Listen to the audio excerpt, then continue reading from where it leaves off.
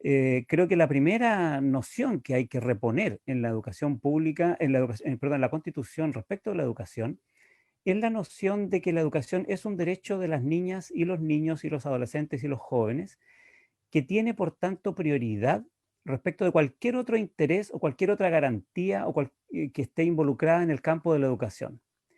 Como Fernando explicó, en la educación hay otros intereses. Como Camila nos enseñó, estos intereses han históricamente estado en colisión. La libertad de enseñanza, el interés que tiene un privado, una institución o una persona por crear un proyecto educativo que es distinto al del Estado, es legítimo y puede tener sus intereses de qué credos o qué innovaciones pedagógicas o curriculares difundir, pero a veces estos pueden entrar en colisión con los intereses de los niños. Quiero decir todavía más, entender el derecho a la educación como un derecho de los niños los defiende a veces hasta de sus propias familias. Históricamente hemos visto que el derecho a la educación de los niños y las niñas se tuvo que imponer también sobre aquellas familias que quizá no estaban tan convencidas de que todo niño, toda niña tenía derecho universal a la educación, porque trabajaban o porque tenían una desconfianza del Estado. Bueno, así de fuerte es el principio del derecho a la educación. Entonces, creo que establecer el principio de que el derecho a la educación es lo más, es la prioridad uno, y es el criterio entonces rector que organiza todo el campo de la educación, y toda vez que entre en colisión con otros intereses en ese campo, debiera ser el prioritario. Voy a dar dos, tres ejemplos, todos quienes me están escuchando lo van a entender de inmediato. Cuando los proveedores privados de educación consideraban que las niñas, las adolescentes que quedaban embarazadas eran un pésimo ejemplo, habían cometido una falta que era imperdonable, bueno, las expulsaban de su escuela, poniendo en riesgo entonces el derecho a la educación de ellas y anteponiendo sus intereses, el considerar que eran un mal ejemplo para sus compañeros. Cuando una mamá quería matricular a su hija, a su hijo en una escuela, pero resulta que era madre soltera, el dueño de la escuela consideraba que no era digna de estar ese niño o esa mamá, o los dos, en su comunidad educativa. Entonces anteponía su interés al derecho, en este caso, fíjense, no solo de educación de la niña o el niño, sino también a la supuesta libertad de elección de la madre. La libertad de enseñanza se entendía como libertad de elección de esa madre soltera que él o ella no querían en su escuela. Entonces, en todos esos ejemplos, y esos ejemplos tuvimos por miles en Chile, las prácticas discriminatorias que Fernando está comentando se intentan definitivamente erradicar con la ley de inclusión, nos acompañan desde que se creó este sistema de mercado que antepone la libertad de enseñanza entendida como libertad de empresa y de gestión de los dueños de las escuelas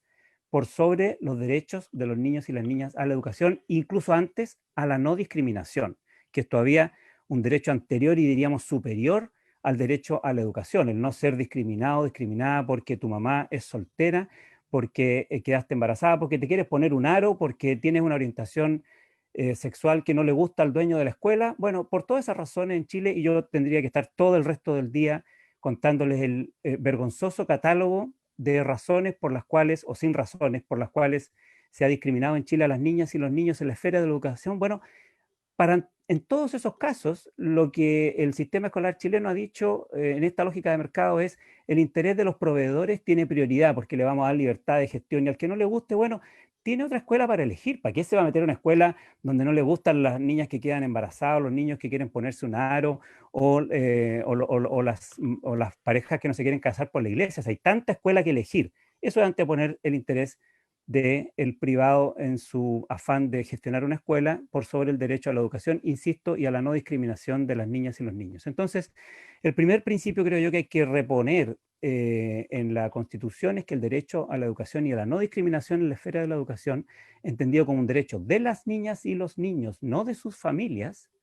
es el principio rector y cada vez que entren en colisión, y como sabemos que la creatividad humana y la complejidad del campo de la educación da para que no podamos anticipar todas las veces que van a entrar en colisión, cada vez que entren en colisión vamos a tener un criterio rector. Vamos a poner primero a las niñas y los niños y no a los dueños de las escuelas. El segundo criterio que creo yo debiera organizar una nueva definición del derecho a la educación en la nueva constitución es el que estaba afirmando todavía más fuertemente Fernando, que es el de reponer la educación pública como prioritaria. En la educación hay muchos intereses individuales y colectivos.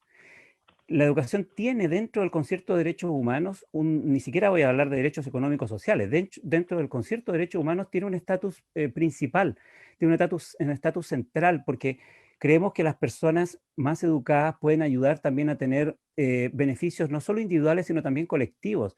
Las personas que tienen a cargo a niños, niñas, van a preocuparse mejor de su salud o van a saber resolver mejor los problemas de enfermedad y de bienestar de sus niñas y sus niños, si es que son más educadas. Hay mucha evidencia sobre eso. También creemos que algo de la integración social, como explicaba Fernando también, de la integración social, de la tolerancia, del respeto entre unos y otros, es favorecido con una comunidad más educada.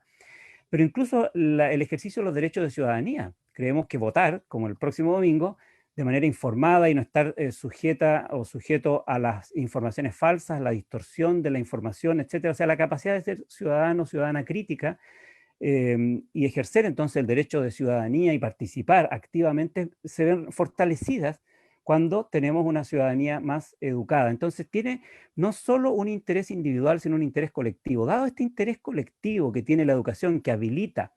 para ejercer mejor otros derechos, pero que también fortalece a la comunidad, es que tenemos que tener una manera institucional de resolver, vamos a decir así, el compromiso colectivo con el derecho a la educación. Y esa manera institucional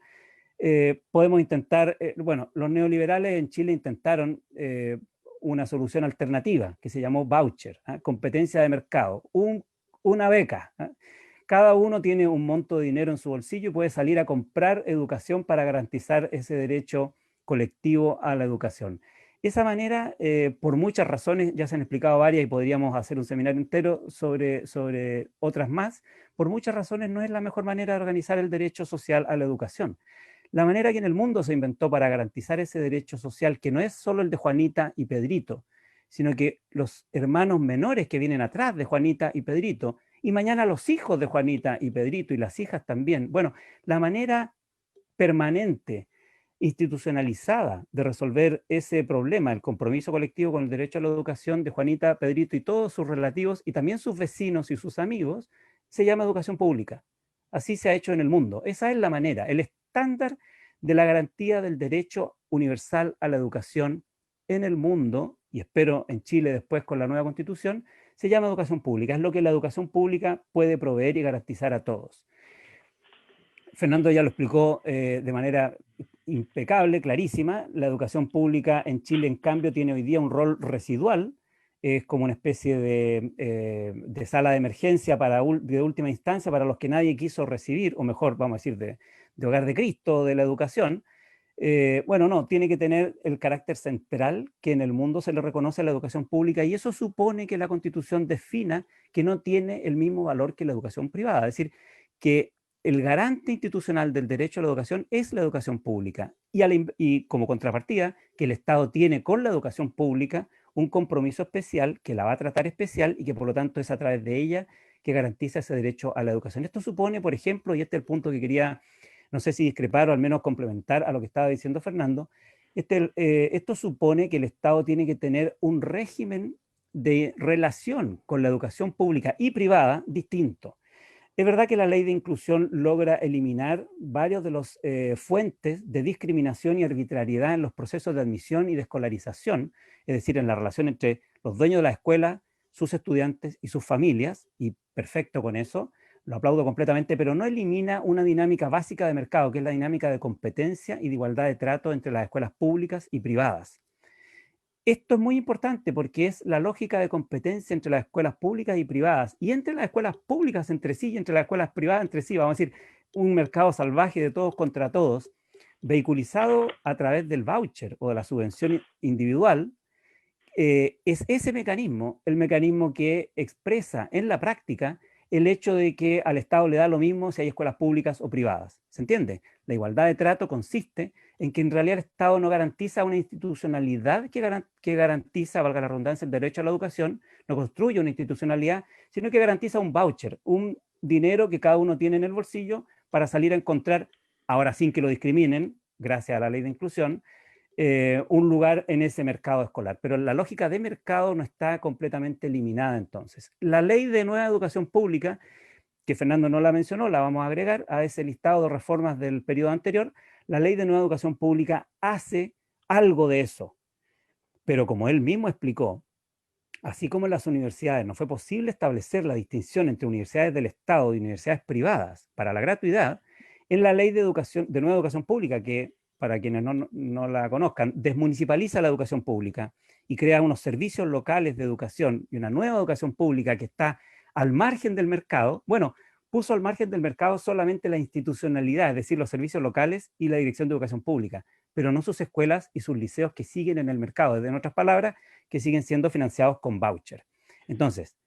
¿por qué se hizo eso? Porque no se logró llegar a una propuesta y un acuerdo de que el modo de financiar el derecho universal a la educación no fuera a través del voucher y se pudiera financiar las escuelas y liceos públicos de otra manera que no fuera la competencia en el mercado con las escuelas privadas. Esto supone un arreglo institucional de políticas muy complejo que no tenemos tiempo ahora de comentar, pero es a mi juicio el segundo punto de la nueva constitución. Reponer el estatus especial, porque tiene un valor social superior de la educación pública sobre la privada, y el compromiso del Estado de a través de ella garantizar universalmente el derecho a la educación fuera de la lógica de mercado. Como ya no tenemos más tiempo, solo anuncio los otros dos temas. Quienes quieran leer con más profundidad esto están en un artículo de CIPER Chile que publiqué hace poco.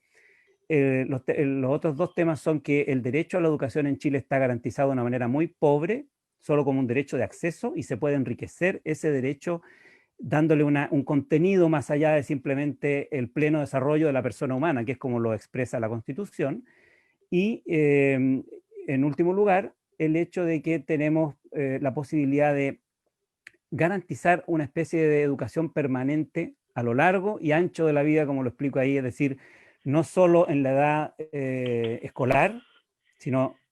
en la adultez también y sobre todo en la tercera edad también, con otras formas de educación probablemente no escolarizadas, no institucionalizadas como hoy día la conocemos, y a lo ancho de la vida en el sentido de que no solo una educación para prepararte para el mercado de trabajo en un sentido instrumental, sino que tiene una aproximación más comprensiva y más compleja. No tengo tiempo de explicar estas dos últimas ideas, pero creo yo que completan esta noción de que la constitución de la dictadura es muy pobre, aparte de muy sesgada ideológicamente, y que ya ha pasado mucha agua bajo el puente como para que podamos tener un compromiso colectivo con una más justa y más comprensiva educación fuera de la lógica de mercado.